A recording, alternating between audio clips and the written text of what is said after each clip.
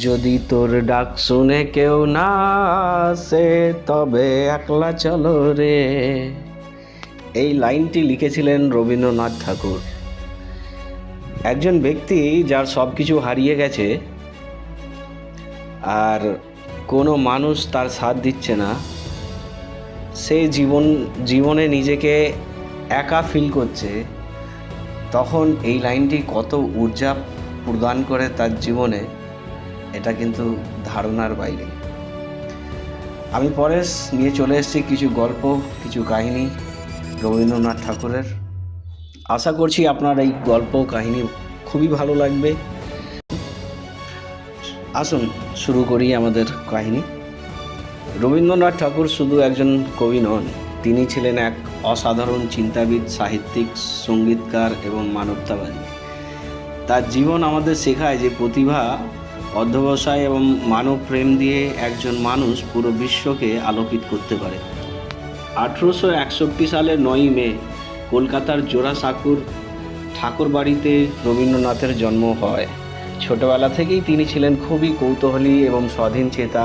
সাধারণ স্কুলের বাঁধা ধরা নিয়ম তার ভালো লাগতো না, তাই বাড়িতেই শিক্ষক রেখে তার পড়াশোনা ব্যবস্থা করা হয়।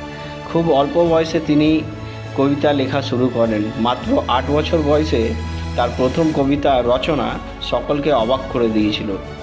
রবীন্দ্রনাথের জীবনে অনেক বাধা ও দুঃখ এসেছিল। তিনি ছোটবেলায় মাকে হারান, পরবর্তীকালে স্ত্রী, সন্তান এবং প্রিয়জনদের মৃত্যু ও তাকে গভীরভাবে আঘাত করেছিল, কিন্তু তিনি কখনো ভেঙে পড়েননি। নিজের দুঃখকে শক্তিতে পরিণত করে তিনি সাহিত্য ও সঙ্গীতের মাধ্যমে মানুষের হৃদয়ে আশা ও ভালোবাসা আলো ছাড়িয়ে দিয়েছেন। তিনি বিশ্বাস করতেন শিক্ষা শুধু বইয়ের মধ্যে সীমাবদ্ধ নয়, তাই তিনি শান্তিনিকেতন প্রতিষ্ঠা করেন। সেখানে প্রকৃতির মাঝে আনন্দের সঙ্গে শিক্ষা দেওয়া হতো। তার স্বপ্ন ছিল এমন এক শিক্ষা ব্যবস্থা যেখানে ছাত্ররা স্বাধীনতাভাবে চিন্তা করতে শিখবে এবং মানবিক মূল্যবোধ বোধে বড় হবে। আজ বিশ্বভারতী বিশ্ববিদ্যালয় তার সেই স্বপ্নের প্রতীক হয়ে দাঁড়িয়ে আছে।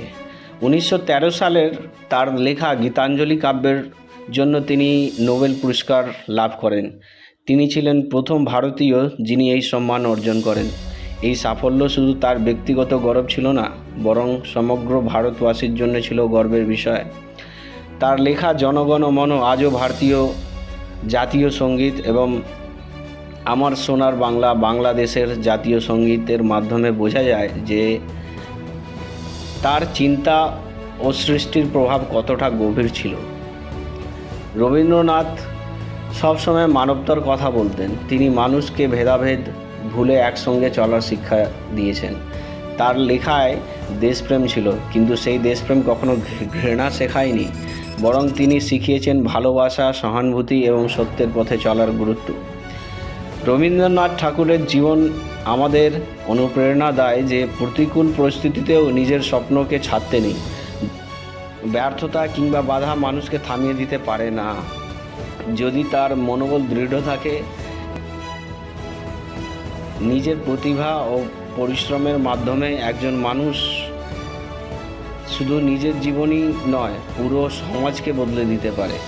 আজও রবীন্দ্রনাথের কবিতা, গান, চিন্তাধারা আমাদের নতুন করে বাঁচতে শেখায়। তার জীবন আমাদের মনে করিয়ে দেয়, যদি তোর ডাক শুনে কেউ না আসে তবে একলা চলো রে। ধন্যবাদ আমাকে শোনার জন্যে। নমস্কার।